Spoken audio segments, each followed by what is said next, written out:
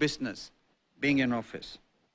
The import of this statement by the Ruto administration is that this government is committed to collecting taxes from the suffering masses to give a lifeline to big manufacturers of food and non-food items. The question to ask is, who are these producers going to be selling their products to, since the ordinary Kenyan can hardly afford a simple meal? Why has the hustler, quote-unquote, narrative disappeared so soon? In a blatant but ill-advised move to placate the judiciary and further weaken the legislature, the president has done the unthinkable. He has purported to allocate the judiciary some token funds to ostensibly move forward the agenda of an independent institution. This is a mockery of the basic intelligence of consumers of justice and must be seen for what it is. Financial and operational autonomy of the judiciary cannot and will not be guaranteed by tokenism. It can only be assured by creating an environment that guarantees clear separation of powers between the three arms of government. And whereas funds are necessary for effective dispensation of justice, it is not the business of a president acting in isolation to allocate funds to the judiciary. Appropriation of funds to public institutions is a constitutional mandate of Parliament. The president must tame his appetite for throwing money at institutions to buy friendship. He must keep off the judiciary and let the legislature do its work. As part of the Ruto administration's vindictive agenda, plans have already been initiated to hound out of office the 4 IEBC commissioners, namely Juliana Cherera, Francis Wanderi, Irene Masit, and Justice Nyang'aya, plus the Deputy CEO, very hard-working Madam Ruth Kulundu, for refusing to toe the line. We totally condemn this brazen act of witch hunt and demand that the President and his agents leave those officers alone. On our part, we commit to do whatever it takes to protect those officers from any attempts to infringe their basic rights. We have noted several cases of disproportionate allocation of nomination slots for MCAs to political parties across the country. For instance, in Tana River County, Ford Kenya won 1 MCA seat and was allocated 1 nomination slot. In the same county, Wiper Democratic Movement won 2 MCA slots, but was not allocated any nomination slot. Similar cases clearly... Sorry, okay? Yeah. Okay. Yeah. We can actually take a seat, right? Yeah. So, let our brother take a seat. He's been repudiated. Very well. I will repeat, we have noted several cases of disproportionate allocation of nomination slots for MCAs to political parties across the country.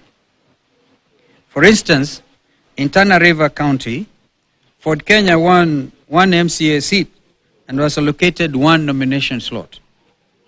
In the same county, Wiper Democratic Movement won 2 MCA slots, but was not allocated any nomination slot. And I think this list is growing by the day. We have seen cases of people without the necessary qualification. Saw it in the media today. Some cooks are given positions. And I think it is important we also, whereas our cooks are very important, they give us food. But I think that it's good to allow them to pursue that line so one can become a chef and even get international jobs. But to give them legislative responsibility, I think is diverting their strong attributes. Similar cases clearly designed to disadvantage Azimio Oka abound across the country. And here I can also mention that Jubilee in the Senate won five slots, and they were given one nomination slot. And if you are to round up a 0.7, I'm told they are taking this matter elsewhere in court, which is appropriate. I think UDM had two. There are two, and they got a slot. So you wonder what is really happening with IBC. Is it business as usual? Several attempts to have dialogue with the IBC to resolve these issues have not been successful. We demand that the IBC moves with speed to correct those anomalies, failure to which we shall be forced to take our own action to have the situation remedied. We have heard with consternation pronouncements from the Order Brigade calling on the DCI to keep off public offices and retreat to their headquarters. Apart from interfering with independence of the National Police Service, we take such edicts to mean the room is now being officially created for looting of public resources to go on without hindrance. We demand the immediate retraction of those backward orders and reiterate our resolve to defend the independence of the police and all other independent institutions. We have also noted with concern the return of roadside declarations as official channel of espousing government policy. This is happening even before a cabinet that meets the dictates of the Constitution is in place. This should worry every well-meaning Kenyan.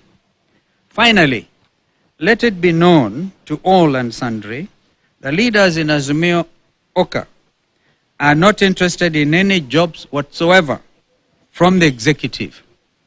We already have a lot of work to do, as we have demonstrated even this afternoon, keeping the executive under check. And truth be told, the insinuation from a section of Kenya Kwanza leadership that legislators allied to them are in government any more than those allied to Azimio Oka is a demonstration of lack of understanding of the basic principles of Constitution 2010 on their part.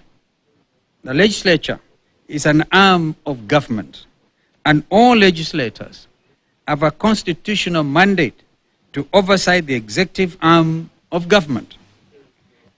In conclusion, we now have the pleasure to unveil the leaders of Azimio la Umoja One Kenya Coalition Party in the 13th Parliament.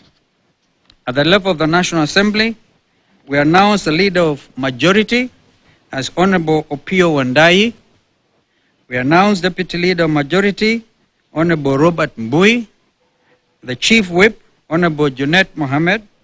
Deputy Chief Minority Whip, Honorable Sabina Chege.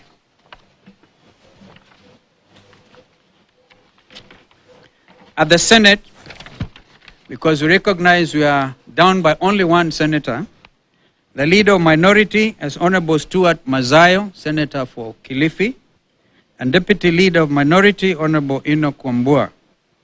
Chief Minority Whip, Honorable Fatuma Dulo, Senator for Isiolo, and the Deputy Chief Minority Whip, Honorable Edwin Sifuna.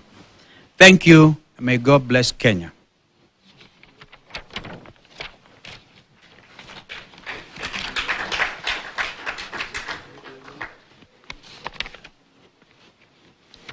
Actually, ni hayo tu.